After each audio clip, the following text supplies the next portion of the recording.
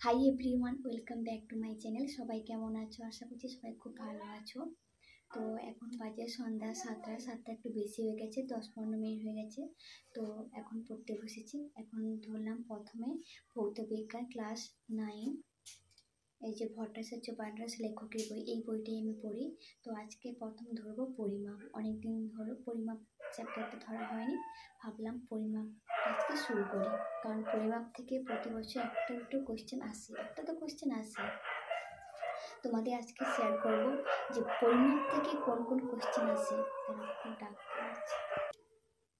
এই যে প্রথমে স্কেলার রাশি, ভেক্টর রাশি, এইগুলো উদাহরণগুলো খুবই ইম্পর্টেন্ট।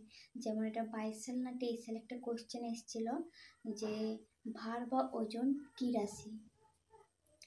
এই কোশ্চেনটা তোমরা যদি কেউ জেনে থাকো, উত্তরটা কমেন্টে বলে দিও। তাহলে চলো পড়া স্টার্ট করছি।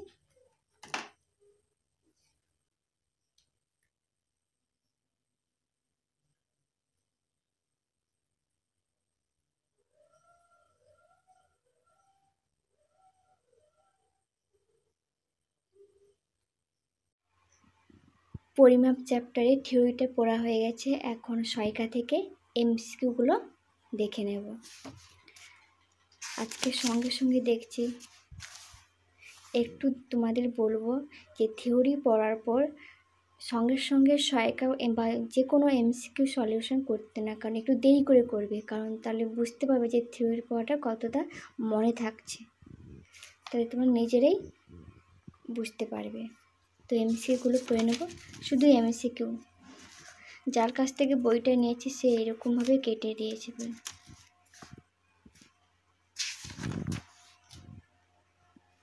এই যে এমসিকিউগুলো দেখে নেব, বেসিক এমসিকিউগুলো।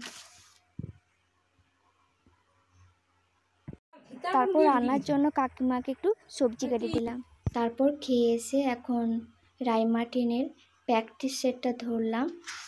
তো চেষ্টা করছি যে 8000 কোশ্চেনের সলিউশনগুলো পুরোটা পড়ার। তো ভেবেছি প্রথম থেকে পড়া স্টার্ট করব। শুধু এমসিকিউগুলো যতগুলো আছে তো কম কম করে একটু পড়ে রাখায়, তারপর পুরোটা একদম রিভাইজ করব। কারণ এগুলো বেশি পড়া হয়নি, শুধু জিকে আর ইংলিশ টপিকটা এখান থেকে পড়েছি, কিন্তু কোনো এমসিকিউগুলো পড়িনি। তো চেষ্টা করছি পুরো লাইফ সায়েন্স, ফিজিক্যাল সায়েন্স পুরো এমসিকিউগুলো পড়ে পুরো পড়ব। জানি না কতটা কমপ্লিট করতে পারবো, একদমই শুরু হয়নি।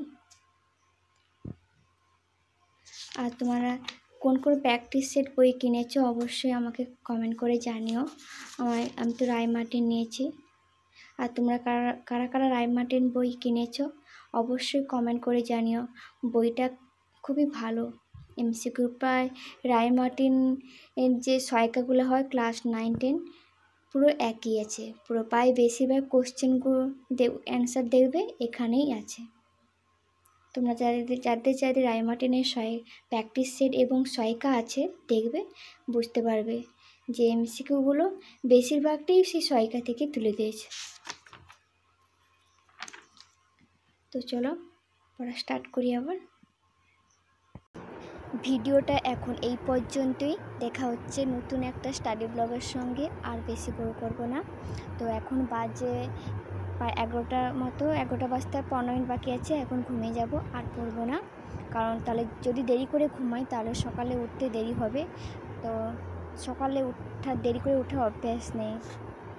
যতই দেরি করে ঘুমাক ঠিক সেই সকাল 6টা-7টার দিকে ঘুম ভেঙে যায়। এই জন্য দেরি করে রাত জাগি না, তো তাড়াতাড়ি ঘুমিয়ে পড়ি। তো আজকের ভিডিওটা কেমন লাগলো অবশ্যই কমেন্ট করে জানিও। আর কোনো কোশ্চেন থাকলে তোমরা অবশ্যই আমাকে করতে পারো, আমি তোমাদের ভিডিওর কমেন্টে রিপ্লাই অবশ্যই দেব ভিডিওর মাধ্যমে। আর তোমাদের প্রিপারেশন কত দূর বাকি বা কতটা কমপ্লিট হলো অবশ্যই কমেন্ট করে জানিও। আর পরীক্ষা তো ডেট জুনে দিয়েছে, কিন্তু ফর্ম ফিল আপ তো এখনও হয়নি। তোমরা যদি কেউ জেনে থাকো যে ফর্ম ফিল আপ কবে হতে পারে অবশ্যই আমাকে কমেন্ট করে জানিও, তাহলে ভালো লাগবে। সবাই বলছে হয়তো এই বছর এক্সাম নাও হতে পারে, জানি না কতটা সত্যি কী হবে। এই বই একটা সত্যি খুবই খারাপ যাচ্ছে। আর তোমরা সবাই কি মক টেস্ট করা শুরু করে দিয়েছো?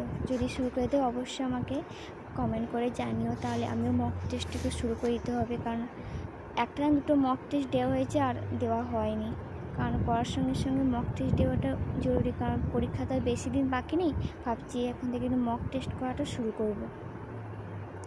আর তোমরা কারা কারা এই যে প্র্যাকটিস সেট বুক কিনেছো অবশ্যই কমেন্ট করে জানিও। আমি তো এই রায়মার্টিনের বই কিনেছি, ভাবছি আর কিনবো না, এই রায়মার্টিনের বইটাই ভালো করে পড়বো। কারণ বেশি বই কিনলে পড়া হয় না, তো একটা বই অন্তত ভালো করে পড়ি। এই বইটাই এখনও মানে পুরো বইটাই পড়া কমপ্লিট হয়নি, অনেকটাই বাকি আছে।